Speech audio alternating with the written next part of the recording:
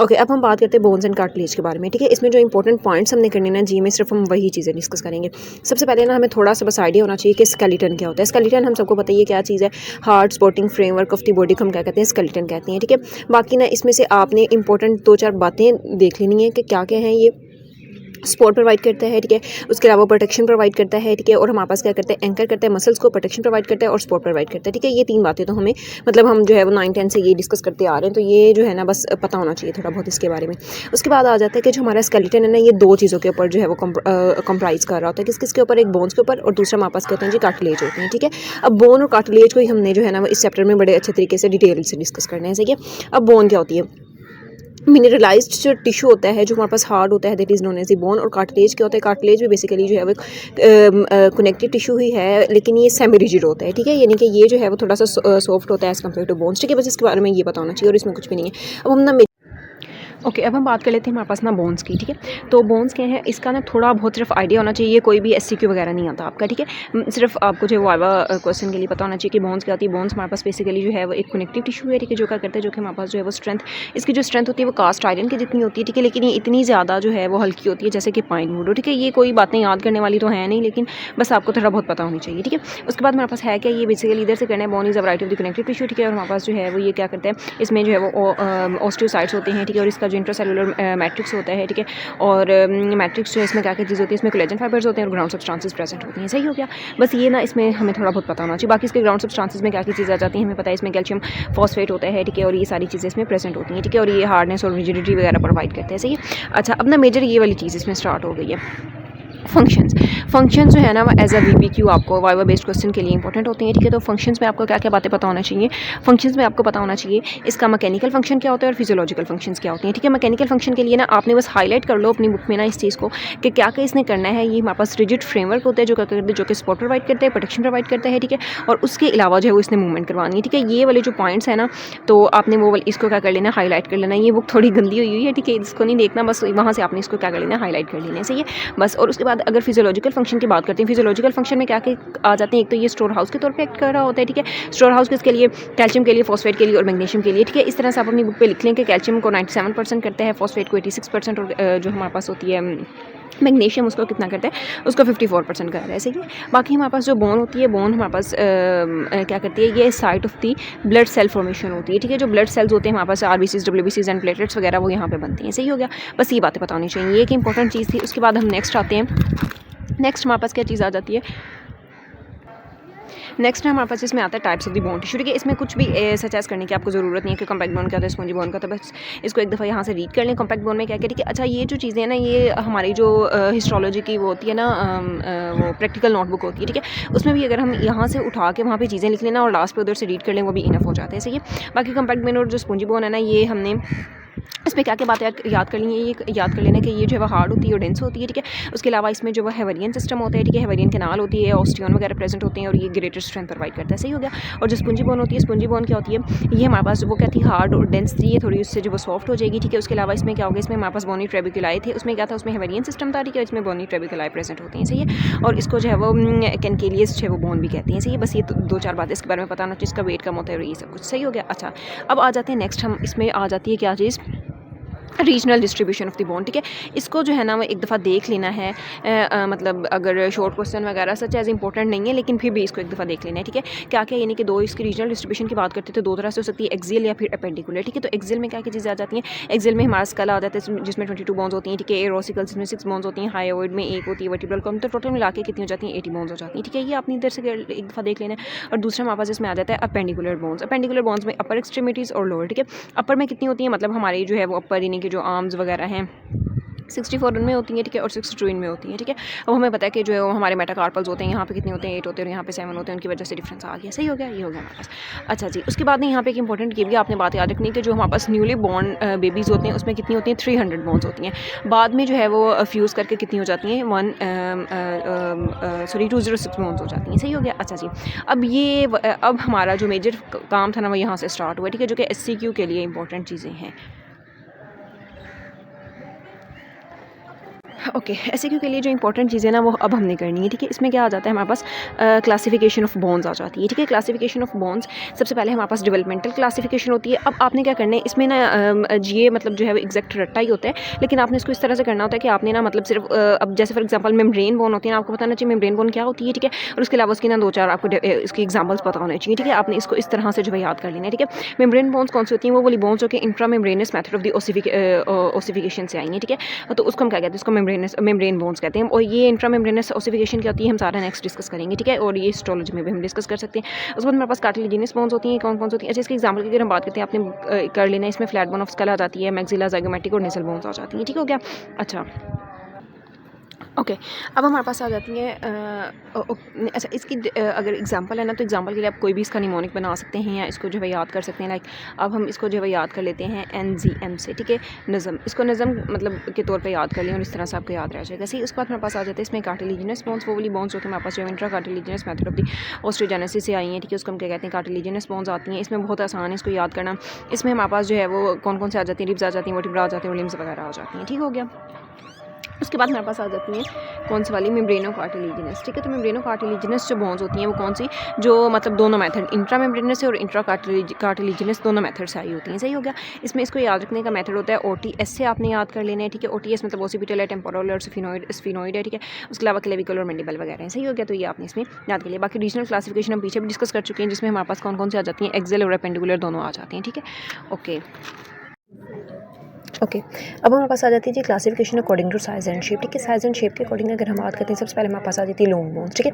अब long bones क्या होती हैं, लॉन्ग बोन्स वो वाली बोन्स होती हैं जिनके प्रॉपर हमें 2 एंड्स नजर आ रही होती हैं, ठीक है। और उसके अलावा हमारे पास हमें जो उसका शेफ्ट नजर आ रहा होता है, ठीक है। Shaft is known as diaphysis and ends is known as epiphysis, वो तो हमें पता ही है, ठीक है।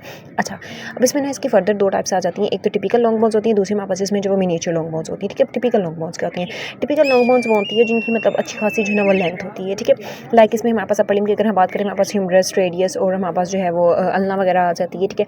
और लोअर हमारे पास होती है ना लोअर लिम्ब में हमारे पास फीमर, टीबी और फिबुला वगैरह आ जाते हैं, ठीक है। अच्छा, अब ना उसने इधर जो है ना इसका ये देखो, अब ये जो है ना this is the long bone, ठीक है। लाइक हमारे पास हमें प्रॉपर 2 इसके जो एंड नज़र आ रहे हैं, ठीक है। और हमें प्रॉपर इसकी जो क्या नज़र आ रही है, शेफ्ट नज़र आ रही है, ठीक है। तो ये क्या है, it is typical long bone, सही है। अच्छा, अब हमारे पास इसमें आ जाते हैं जी miniature long bones. Miniature long bones क्या होती हैं, ये भी just like the long bones ही होती हैं, लेकिन क्या होता है इनकी जो लेंथ होती है वो क्या होती है, शॉर्ट होती है, ठीक है। अच्छा, इसमें एग्जाम्पल की अगर हम बात करते हैं, हमारे पास मेटाकार्पल्स और फिलेंजीज और मेटाटार्सल और फिलेंजीज वगैरह आ जाती हैं, ठीक है। और इनकी भी जो है वो मतलब बिल्कुल इसी तरह उनका भी जो है वो क्या होता है, स्ट्रक्चर होता है, लेकिन ये कि उनकी लेंथ थोड़ी कम होती है, सही है। अच्छा जी, अब आ जाता है हमारे पास शॉर्ट बोन्स। शॉर्ट बोन्स क्या होती हैं, शॉर्ट बोन्स वो वाली बोन्स होती हैं जिनकी लेंथ, विड्थ और थिकनेस में जो डायमेंशन होती है वो क्या होती है, सेम होती है, ठीक है। लेकिन ना वो इरेगुलर सी उनकी जो है वो शेप होती है, ठीक है। जस्ट लाइक उन्होंने इधर बनाई भी हुई है, it is the short bone, ठीक है। शॉर्ट बोन के आप देखिए इनकी इसकी जो है लेंथ, विड्थ और तकरीबन सेम ही लग रही है, लेकिन इसकी जो इरेगुलर सी क्या है शेप है, this is known as a short bone, सही है। अच्छा, बस ये हमें पता होना चाहिए इसके बारे में, और हमें क्या इसके बारे में पता होना चाहिए कि इस शॉर्ट बोन मतलब कहाँ कहाँ पे प्रेजेंट होती है, ठीक है।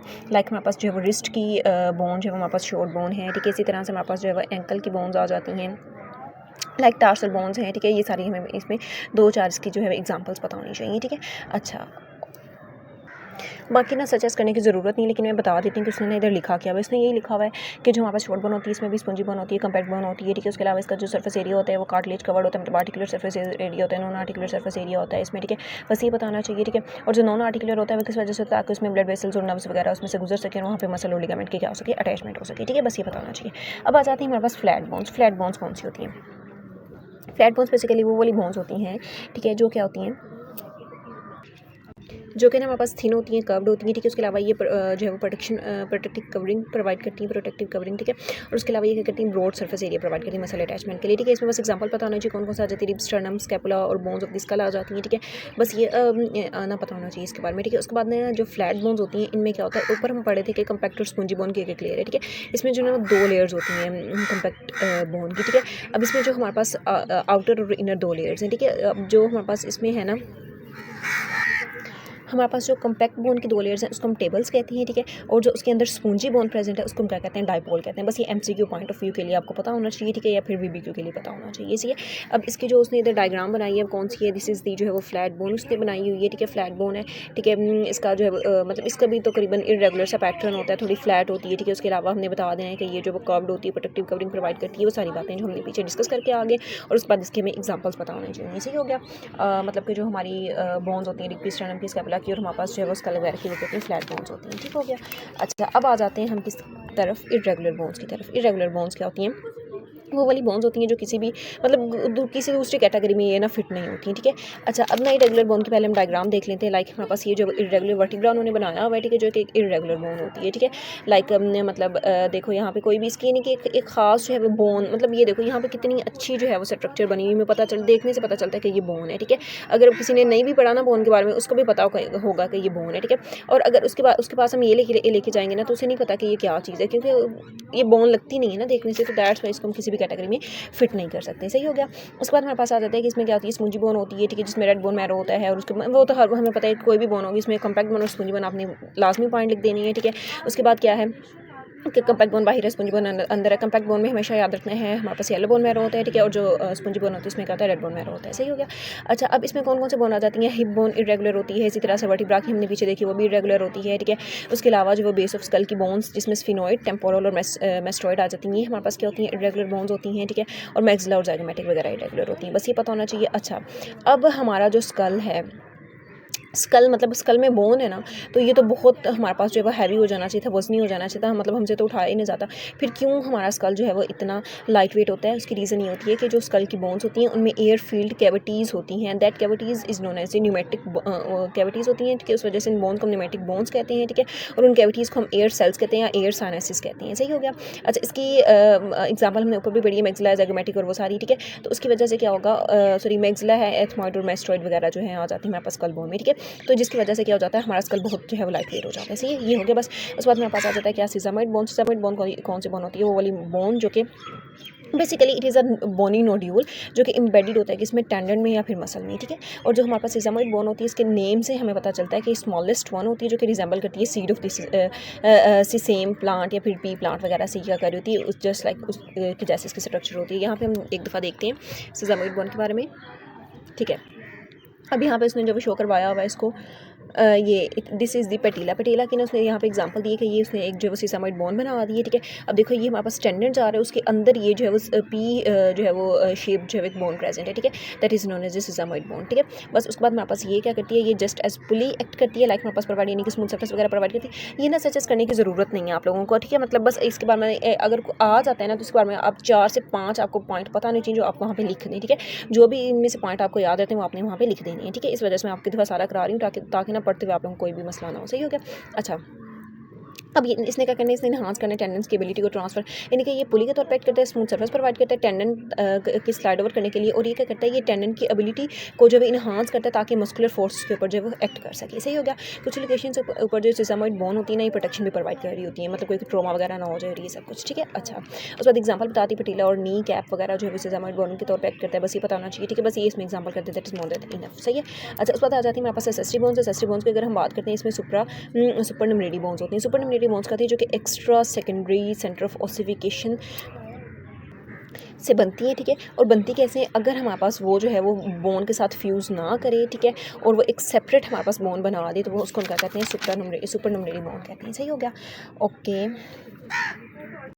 बाकी इसमें हमें डेफिनेशन बस पता होनी चाहिए कि कौन कौन सी बोन्स होती हैं। इसमें विजलिनियम बोन होती है, इसी तरह से ट्राइगोनियम होती है, ठीक है। बस ये दो आपने एग्जांपल याद कर लेंगे है, ठीक है।